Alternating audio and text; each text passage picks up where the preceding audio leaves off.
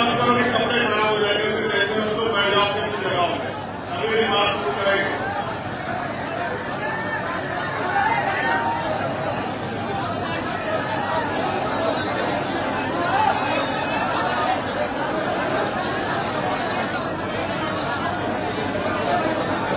ये मीडिया के साथी भी इधर आ रहे हैं, या और मीडिया के साथी आप इसमें खड़े हो तो वो मिलेगा, हल मिलेगा कि ये आप अपनी कुर्सी पर जगह ले लें। बहुत धन्यवाद चित्तौड़ जी।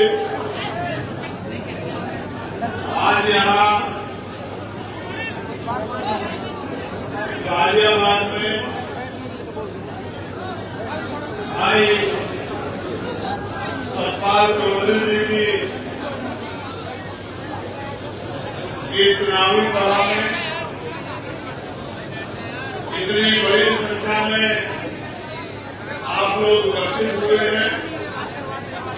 मैं यहाँ इस सभा में पहुंचने के लिए और भाई सतपाल चौधरी जी का मनोबल बढ़ाने के लिए आप सभी का बहुत बहुत धन्यवाद करता हूं और आप सभी के लिए बहुत बहुत शुभकामनाएं देता हूं।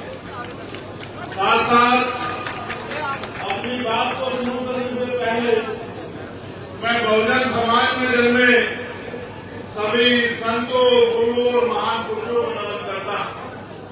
महामानव दूर से लेके संत श्रोमणी सतगुरु रविदास जी महाराज, गुरु नानक देव, भगवान वाल्मीकि महाराज, गुरु घासीदास, संत कबीर, नारायण गुरु और तमाम संतों को, चाहे स्वामी विवेकानंद हो या और कोई संत हो, उन सबको भी मैं नमन करता हूँ। साथ साथ राष्ट्रपिता ज्योतिराव फूले, छत्रपति साहू जी महाराज, डॉक्टर बाबा साहब अम्बेडकर, टीवी कल्याण रामानायकर स्वामी, कल्याण यादव, बाबू जगदेव प्रसाद कुशवाहा, जननायक कपूरी ठाकुर, चौधरी चरण सिंह जी, संत छोटू राम, कोतवाल धन सिंह गुजर, महामना रामसु वर्मा, बाबू सिंह राज गोरखिया, संत राम जी प्रजापति, मान्यवर दीना माना वाल्मीकि और मेरे गुरु आदर्श मान्यवर काशीराम साहब को भी नमन करता हूँ।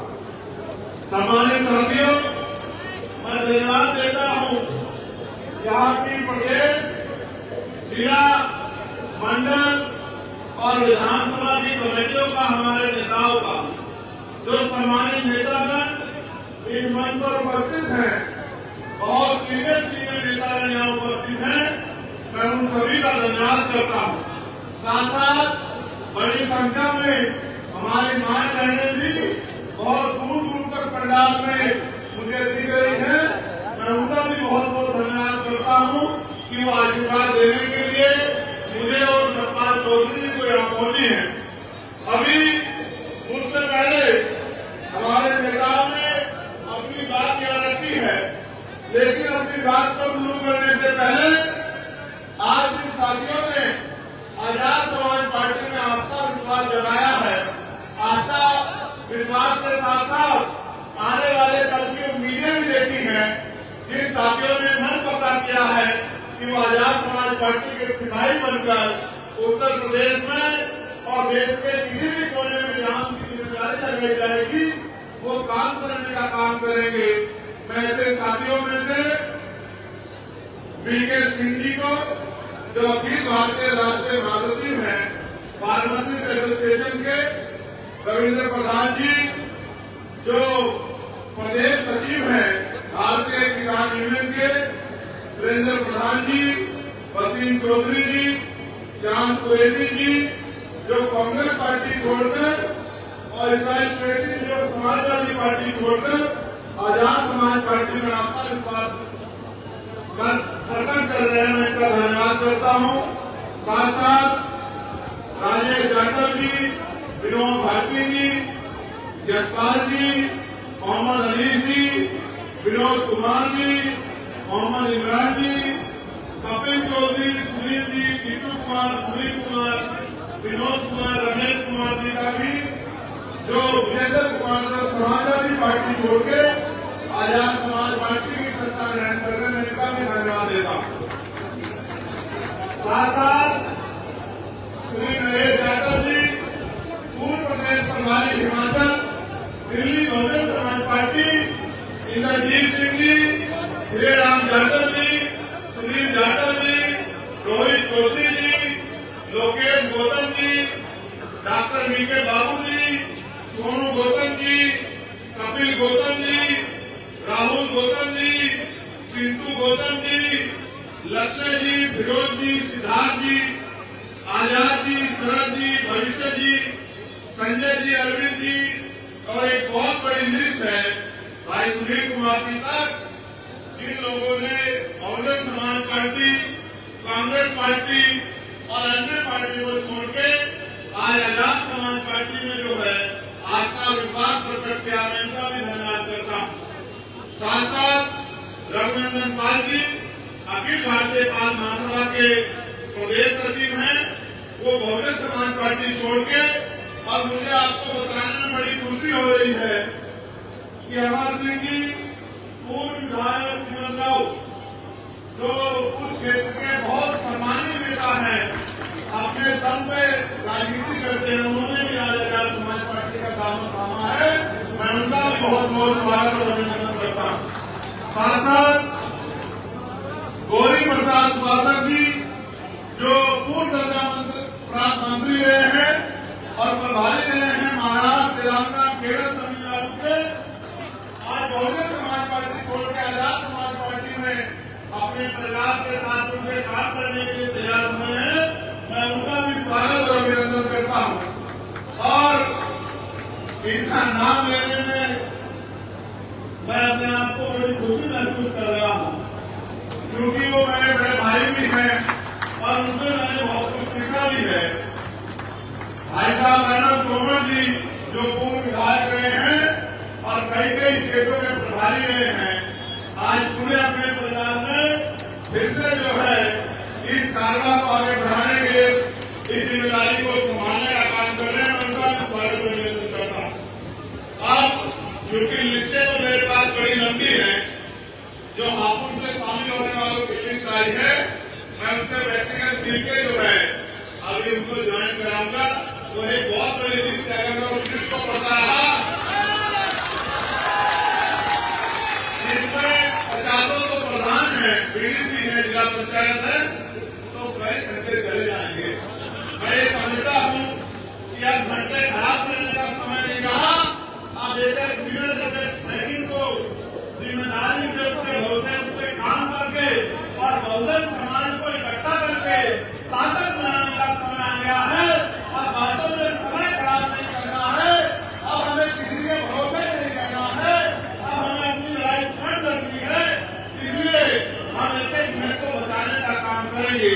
सम्मानित राष्ट्रीय कॉर्पोरेटिव के बहुत सारे मेंबर यहाँ मौजूद है, चौधरी निजाम साहब, अमित रसाना जी, कपिल आजाद जी, तानी चौधरी जी, हमारे जिला से मनोज जी, संजीव कुमार जी, अमर सिंह यादव जी, नरेश यादव जी, जोली यादव जी, और एक बहुत बड़ी लिस्ट का मैं इनका फिर से धन्यवाद करता हूँ, जिन्होंने आंदोलन को आगे बढ़ाने में राहुल और तमाम लोगों ने मेहनत की। अब हम काम की बात करते हैं। करनी चाहिए करनी चाहिए काम की बात बताओ, करनी चाहिए नहीं करनी चाहिए? तो गाजियाबाद के मेरे साथियों सुनो, ये गाजियाबाद हमारी राजधानी है, राजधानी। ये गाजियाबाद मेरा दूसरा घर है। मैंने बहुत कठिनाइयों का समय यहाँ गुजारा है। यहाँ के बहुत सारे सीनियर लोग जानते हैं कि जब पूरे उत्तर प्रदेश की पुलिस मेरे पीछे पड़ी थी, तो ये गाजियाबाद के लोगों ने मेरा हाथ पकड़ के मुझे चलने की ताकत दी थी, ना गाजियाबाद को ऐसी बहुत सी बातें हैं, ऐसी बहुत सी बातें हैं कि पुलिस पीछे पीछे, हम लोग आगे आगे, और जमीन पे लेके हमने अपने भाइयों के बीच में यहाँ बहुत सारा समय जो है गुजारने का काम किया है। मैं इस मिट्टी को कभी भूल नहीं सकता हूँ। ये बहादुरों की मिट्टी है, ये बहादुरों का क्षेत्र है, ये बहादुरों का ताकतवर लोगों का, विकसित लोगों का क्षेत्र है। मैं इसकी ताकत को जानता हूँ। हमारे साथ मेरे पीछे रिटायर्ड सीओ, हमारे बड़े सम्मानित नेता कल्याण सिंह जी बैठे हैं, मैं उनका भी धन्यवाद करता हूँ।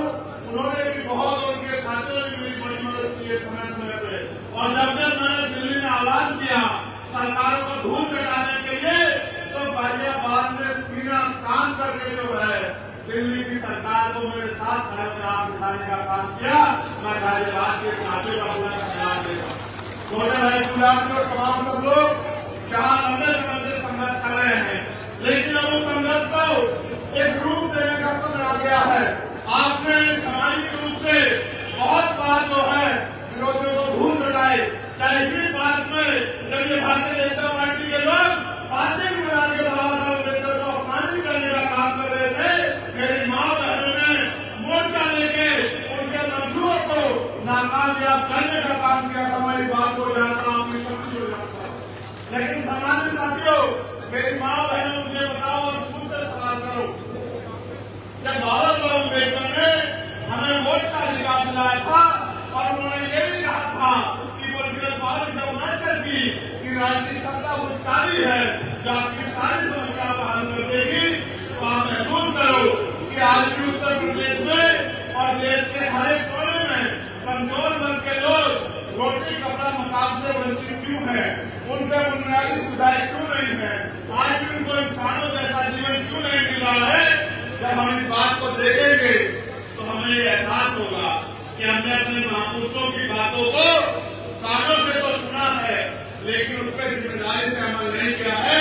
जिस हम जिम्मेदारी से अमल करेंगे और अपनी पूरी ईमानदारी से जिस तरह से हम 8 घंटे अपना पेट पालने के लिए मेहनत रोजगार करते हैं, मजदूरी करते हैं, नौकरी करते हैं और 8 घंटे 10 घंटे की मेहनत में कुछ पैसे कमा के अपने बच्चों का पेट पालने का काम करते हैं, अगर 2 घंटे भी हम लोग मिशन का काम करें, अपनी पार्टी का काम करें और बहुजन समाज में भाईचारा पैदा करने का काम करें, तो वो दिन दूर नहीं कि राजनीतिक शक्ति आपके हाथ में होगी।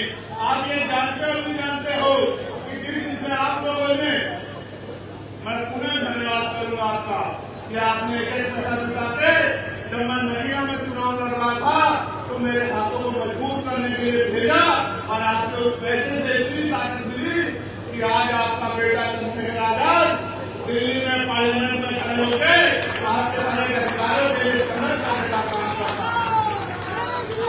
आपने मुझे पार्लियामेंट में बोलते देखा और कितने लोगों ने देखा जरा हाथ मारेगा,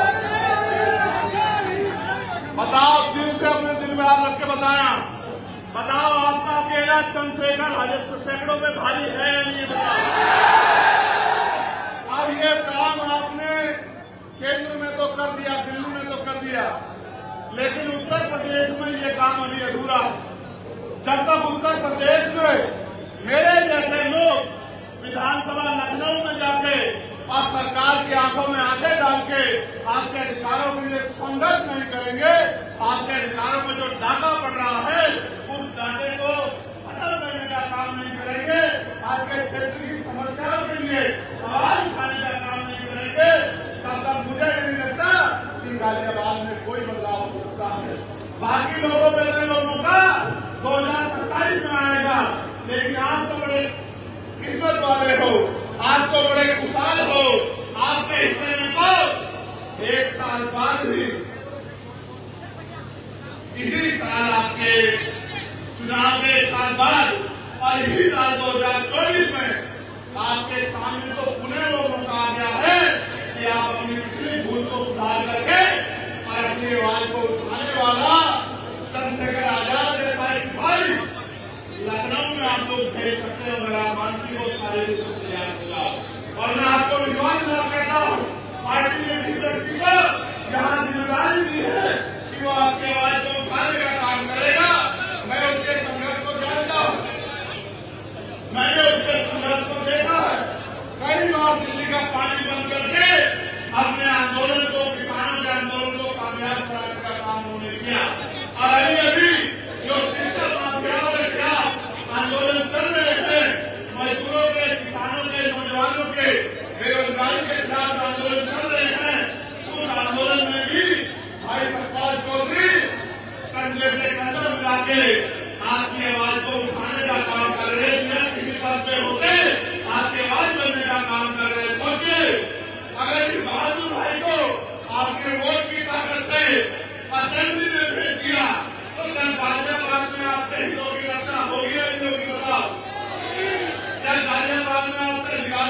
आपका डांस मारेगा। सरकार के सारे गायब सांसद एक तरफ और आपका अकेला सतपाल चौधरी एक तरफ। याद रखना मेरी बात, सरकार के गुंडों के घर कुंडे का बंद कर दिए, तब आप एक दूसरे सवाल करना कि भाई आपने जो कहा वो गलत साबित हुआ। मैं आपको कहना चाहता हूँ, हम पे विजन है उत्तर प्रदेश में बदलाव का, हम पे विजन है महान पुरुषों के विचारधारा को, उनके सपनों को पूरा करने का, और हमें माना है, हमें बल है, हमें जरूर है। ये गरीबी, बेबसी, लाचारी, बेरोजगारी, महंगाई तुम जाति खत्म करने का, और जब तक किसी के अंदर संकट नहीं होता। मानव काशीराम साहब कहा करते थे कि तमन्ना अगर सच्ची हो तो रास्ते हजार होते हैं, तमन्ना अगर झूठी हो तो बहाने हजार होते हैं। हमारे दिलों में तमन्ना है कि आजादी के 75 साल बाद तो अब दलितों को, पिछड़ों को, आदिवासियों को, मुसलमानों को, अन्य धार्मिक अल्पसंख्यकों को और उनको भी सामान्य जाति के गरीब लोगों को जो तुम जाति से है उनकी जिंदगी में अब खुशहाली आनी चाहिए। जो सरकारें उत्तर प्रदेश और केंद्र में बैठी है, आप ये जानते हो कि वो तानाशाही वाली सरकारें हैं। अगर उनका आदमी उनके खिलाफ, उनके भ्रष्टाचार, उनके झूठ, उनके झूठे वादे या उनकी झूठी नीतियों के खिलाफ, तानाशाही के खिलाफ हमें आवाज उठाता है तो उसके अपने नहीं रहते, उत्तर प्रदेश की जनता के अपने कैसे होंगे। आप ये देखो किस तरह से बुलडोजर के जरिए और तमाम तरीकों से जुर्म जाति को बढ़ावा दिया जा रहा है, संविधान को कुचलने का काम किया जा रहा है। सब लोगों की निगाहें अगर किसी की तरफ है तो वो नीले पट्टे वालों की तरफ। अगर आज पूरा देश किसी की तरफ देख रहा है तो नीले पट्टे वालों की तरफ देख रहा है कि ये नीले पट्टे वाले अब क्या करेंगे। लेकिन मैं भी ये मानता हूँ कि जब ये नीले पट्टे वाले संकल्प लेके किसी और निकलते हैं तो फिर रास्ते खुद ब खुद बन जाते हैं। कहते हैं ना कि संघर्षों के साल में भगोड़ जवानी पड़ती है और इतिहास में डूब जाता है जिदौड़ जवानी चलती है। और जवानी किसकी तरफ से ये बताना मुझे नहीं पड़े। जवानी चाहे वो गाजियाबाद की हो या जवानी चाहे सिद्धार्थनगर नेपाल बॉर्डर की हो या जवानी दिल्ली में बैठे नौजवानों की हो, जवानी आज क्रांति का रास्ता अपना चुकी है। और जब तक वो सत्ता में बैठे लोगों का घमंड नहीं तोड़ेगी, सत्ता में बैठे लोगों का अहंकार नहीं तोड़ेगी, और जब तक वो इस भारत को संविधान के जरिए चलने वाला भारत, सम्राट अशोक के सपनों का भारत नहीं बना देगी, तब तक वो रुकने वाले नहीं है। ये आदि है और ये समय के साथ चलती है। जब आदमी चलती है तो छोटी मोटी चीजें उसका मुकाबला नहीं कर पाती है। आप याद रखो इस बात को, आपने समय समय पे देश के संविधान की रक्षा की है, गरीबों को मिलने वाले आरक्षण की रक्षा की है, समय समय पे देश के लोकतंत्र की रक्षा की है। लेकिन सबकी रक्षा करने वाले मेरे बहुजन समाज के लोगों अब अपनी रक्षा के बारे में सोचो। ये सही है कि बाबा साहब अम्बेडकर ने कहा था कि हम प्रथम वर्ग के भारतीय हैं, लेकिन भारतीय होने का गौरव तो हमारे दिल में है और हमें इस बात का गर्व भी है। लेकिन जब तक भारत में गरीबों, किसानों, मजदूरों, नौजवानों, महिलाओं को सम्मान का जीवन नहीं मिलेगा, तब तक फिर भारत के गौरव के साथ बातों बातों में नारे लगाते खड़े रहना कोई अच्छी बात नहीं है। ये आपके हाथ में है कि आपका भविष्य कैसा होगा, ये आपके हाथ में है कि आपको रोजगार मिलेगा नहीं मिलेगा, ये आपके हाथ में है कि बहन बेटों पर होने वाला जुल्म बंद होगा नहीं होगा, ये आपके हाथ में। मेरी बहन यहाँ खड़ी है, मैंने उनको संघर्ष करते देखा। मैं उनको याद दिलाना चाहता हूँ कि जब वो लोग संघर्ष कर रहे थे, उनकी टीम रात रात भर जाके गरीबों के बच्चों के लिए स्कूलों में कम फीस में व्यवस्था हो जाए इसके लिए संघर्ष कर रहे थे। तो मैं दिल्ली में खड़े होकर उनकी मांग को मजबूत कर रहा था कि भाई ये समझो कि शिक्षा हथियार है, कि हथियार को अगर आपने बाजारीकरण कर दिया, बाजारीकरण करा दिया, तो गरीब का बच्चा अच्छी शिक्षा प्राप्त नहीं कर पाएगा। और जब गरीब का बच्चा अच्छी शिक्षा प्राप्त नहीं कर पाएगा तो 200-400 रुपए की मजदूरी करके या 5-7-8 हजार रुपए की नौकरी करके वो अपने घरों के हालात नहीं बदल सकता है। वो अपने टूटे हुए घर को भाई बचाने की ये नहीं सकता है। वो कभी अपनी मां को हवाई जहाज पर सफर नहीं करा सकता है। वो कभी अपनी बहन को एसी वाली ट्रेन में नहीं हो सकता है। प्रधानमंत्री को दिल्ली में बैठे नारे देते हैं कि चप्पल वाला हवाई जहाज का सफर करेगा। मैं आपको सच बताता हूँ कि चप्पल वाले को 2 टाइम अच्छी रोटी भी मिल जाए सम्मान की, ये भी उत्तर प्रदेश में और देश में मुश्किल हो चुका है। इसके बारे में मांग करेगी। ये अगर बदलाव चाहते हो तो फिर करो कि राष्ट्रपति हो, प्रधानमंत्री हो, विधायक हो, मंत्री हो, मुख्यमंत्री हो, राज्यपाल हो या कोई भी ऐसा व्यक्ति जिसको सरकारी सुरक्षा मिली है, सुरक्षा मिली है, सुविधा मिली है या उसको आर्थिक मदद होती है, चाहे वो क्लास 1 का अधिकारी हो या क्लास 4 का अधिकारी हो, चाहे वो डीएम एसएसपी हो या एसडीएम एडीएम हो या दरोगा सीओ हो या कोई और अधिकारी हो, सबके बच्चों को सरकारी स्कूल में पढ़ाने की इजाजत देनी चाहिए और कानून बना देना चाहिए कि सरकारी अधिकारी कर्मचारी नेताओं के बच्चे सरकारी स्कूल में पढ़ेंगे। आप देखो, महसूस करके अपने दिल पे हाथ रख के महसूस करो। एक ही क्लास में मुख्यमंत्री का बेटा बैठा होगा, उसकी बराबर वाली टेबल पे मजदूर का बेटा बैठा होगा, उसके बराबर वाली टेबल पे एसडीएम का बेटा बैठा होगा, उसके बराबर वाली टेबल पे कुर्सी पे डीएम का बेटा बैठा होगा, उसके बराबर वाली कुर्सी पे एसएसपी का बेटा बैठा होगा और उसके बराबर वाली कुर्सी पे टीका नागर भाई मेरे जैसे किसान का बेटा बैठा होगा, मजदूर का बेटा बैठा होगा। तो अगर वो हमारी परवाह नहीं करेंगे तो अपने बच्चों की परवाह तो करेंगे। ये जो बड़े बड़े प्राइवेट सेक्टर में स्कूल बनाने करेगा दिए गरीब लोग उसके सामने तो जा सकते हैं, लेकिन खुद को अपने बच्चों को स्कूलों में अंदर नहीं पहुंचा सकते, उनकी क्लास तक अपने बच्चों को नहीं खा सकते। जब ये इतनी बड़ी खाई पैदा हो जाएगी तो गरीब का बच्चा कैसे जो है इन अमीरों के बड़े बड़े स्कूलों का मुकाबला करेगा।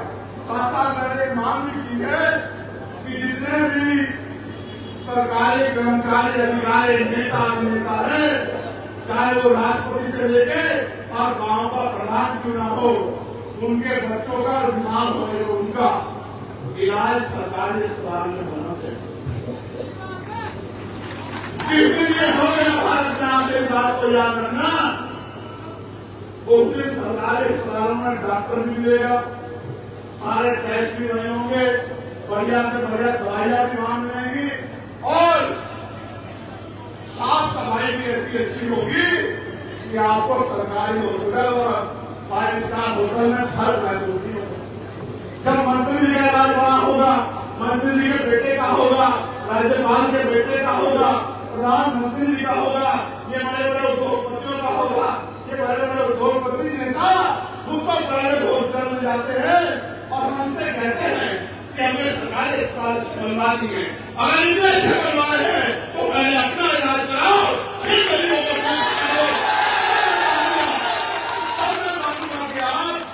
हमारे लिए अच्छा बनाया।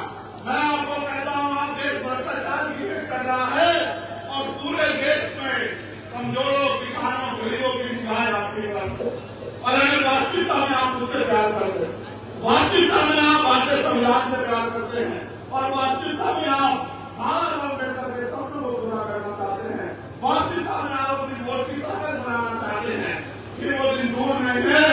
अगले 3 से 4 महीने में वो चुनाव उत्तर प्रदेश की 10 सीटों में होंगे। टोटल सीटें 403 हैं, लेकिन चुनाव 10 सीटों में उपचुनाव होंगे और पूरे प्रदेश की निगाह इन 10 सीटों पे होगी। जहां कुछ लोग चंद्रशेखर आजाद को हराने के लिए लड़ेंगे, वही आजाद समाज पार्टी उत्तर प्रदेश में नया विकल्प बनाने के लिए लड़ेगी और विकल्प की ऐसा जो विकल्प एसी के कमरे में करके नहीं, संघों के गरीबों के बीच में खड़ा होकर उनकी लड़ाई लड़ने का काम करेगा। ऐसे नेता का निर्माण होगा जिनके लिए अपना अधिकार में होगा और समाज हित, क्षेत्र हित, प्रदेश हित होगा। जब ऐसी विचारधारा के लोग आगे बढ़ेंगे तभी प्रदेश में परिवर्तन होगा। आप अपने दिन में आदत कर बताओ, रात को 11 बजे अगर आपकी बेटी घर से निकल के बाजार की किसी दुकान पे जाओ तो क्या आपका दिल उत्तर प्रदेश में आज धड़क करता है नहीं करता बताओ? क्या आपको भय लगता नहीं लगता बताओ? तो सब कुछ होते हुए भी अगर बैलेट उत्तर प्रदेश में सुरक्षित नहीं है तो मैं मुख्यमंत्री से कहना चाहता हूँ कि आपको कोई निकाल नहीं कुर्सी में बैठने का। अगर आपने जरा सी भी नतीजा हो तो आपको कुर्सी छोड़ देनी चाहिए, क्योंकि 7 साल के कार्यकाल के बाद भी आप उत्तर प्रदेश की बेटियों को सुरक्षा देने में, सुरक्षित रखने में कामयाब नहीं हो पाए। आपको कोई निकाल नहीं है कुर्सी पर बैठने का। सिर्फ बड़ी बड़ी बातें करने से काम नहीं चलेगा। जब राजनीतिक शक्ति दूसरे लोग के पास होगी, जैसे आज भारतीय जनता पार्टी के पास है, तो आपके हाथ ऐसे फैले हुए हैं। अगर राजनीतिक शक्ति आपके पास होगी तो आपका हाथ देने वाला हाथ होगा। आज मेरा पूरा परिवार इस मंच पर एकजुट हुआ है। मेरे दिलों में बड़ी खुशी पैदा हुई है। मुझे ऐसा लगता है कि जो भार मेरे ऊपर है वो भार थोड़ा कम हो जाए, क्योंकि मैं इनकी शक्ति को जानता हूँ। मैंने इनको संघर्ष करके देखा है, मैंने इनसे बहुत कुछ सीखा है। मेरा दिल ये कहता है कि आज और इसी समय से उत्तर प्रदेश में परिवर्तन का एक चक्र जो है शुरू हो चुका है। और आप देखना कि जब 10 विधानसभा उपचुनाव का रिजल्ट आएगा तो जिस तरह से आपका प्रतिनिधित्व दिल्ली में है, लखनऊ में भी आपका प्रतिनिधित्व होगा। आपकी बात को कहने वाला और ये लीडर फैसला करेंगे, आधुनिक योजना की प्रेसिडेंट की तरह आने वाला आपका सिपाही विधानसभा में होगा, ऐसा मेरा विश्वास है। मगर ये तभी संभव हो सकता है जब कार्यकाल के लोग मन बनाने और कार्यकाल के लोग अपनी जिम्मेदारी को उठा लें। और आज के लोग सुनकर मिले कि हमें रोज 1 घंटा लोगों को आजाद समाज पार्टी से जोड़ के, उनकी विचारधारा, उनके विजन से जोड़ के और गाजियाबाद से नहीं शुरुआत करें, क्योंकि बाहर के लोग पसंद करेंगे अलग बात है। लेकिन जब तक गाजियाबाद का मेरा परिवार, नरेश भाई, विजय भाई, संजीव भाई, बिट्टू भाई, तमाम लोग जो हैं, ये मेरे पुराने साथी, जब तक कमर नहीं कसेंगे तब तक लड़ाई आगे नहीं है। सरपाल जी को मैं देखता हूँ, वो सुबह पार्क में जाते हैं। सरपाल जी को मैं देखता हूँ, वो हर आंदोलन में जाते हैं। अगर आप सब लोग सरपाल जी बन जाओ, सीओ साहब पीछे बैठे हैं, अगर आप सब लोग सरपाल जी बन जाओ तो दूर नहीं, ये लड़ाई हम लोग बड़ी आसानी से जीत जाएंगे।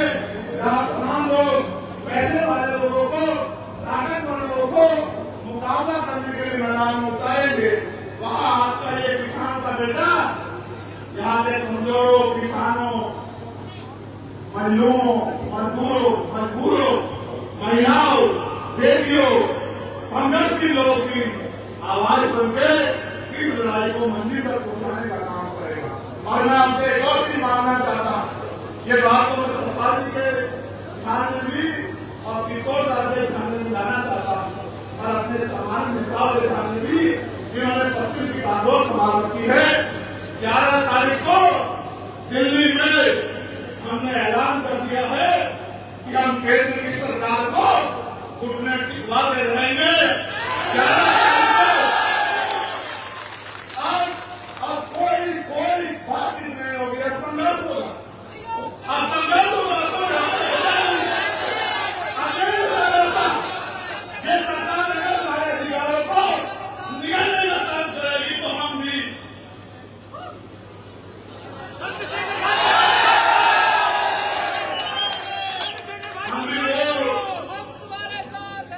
भी वो कौन है जिन्होंने 2018 में 13 लोगों ने कुर्बानी देकर अपने खून से अपने अधिकारों को सीखने का काम कराया। मेरी बात को आप याद रखें। सरकार किसी भी कीमत पर अपने आप को संविधान से बड़ा ना समझे और किसी ने दरवाजे से ये जो अपने अधिकारों को नीचा नाबूद करने की जो तैयारी सरकार ने की है, वो हमें दूध पीते बच्चे ना समझे। मैंने एक दिन पहले भी कहा था, आज भी कह रहा हूं, सड़कें जाम हो जाएगी, देश डूब जाएगा, सरकारें त्राही मांगेंगी, सरकारें ना कर देंगी। अगर हमने सड़कों पर उतरने का फैसला कर लिया, मेरी बात को सरकार याद करो।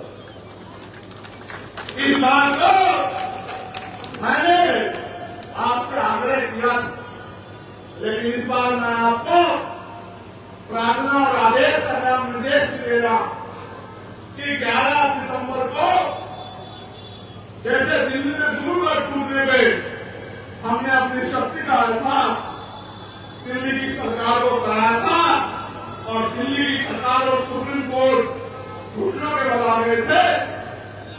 आने वाली 11 सितंबर को एक बार और मैदान आपका इंतजार कर रहा है।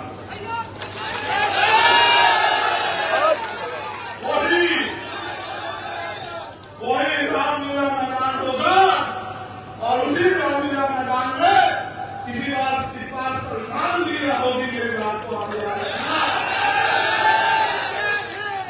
इसलिए मैं आपसे दो प्रार्थनाएं कर रहा हूं कि आज से आप सतपाल जी का इंतजार मत करो कि सतपाल जी आपकी बस्ती बनाएंगे, सतपाल जी आपको चलने के लिए।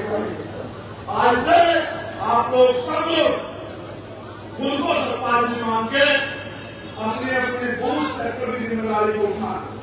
साथ साथ 10 तारीख की रात से ही और अभी से एक मन पक्का करके अपनी डायरी में लिखो कि एक दिन हमें अपने अधिकारों को बचाने के लिए दिल्ली चलना है।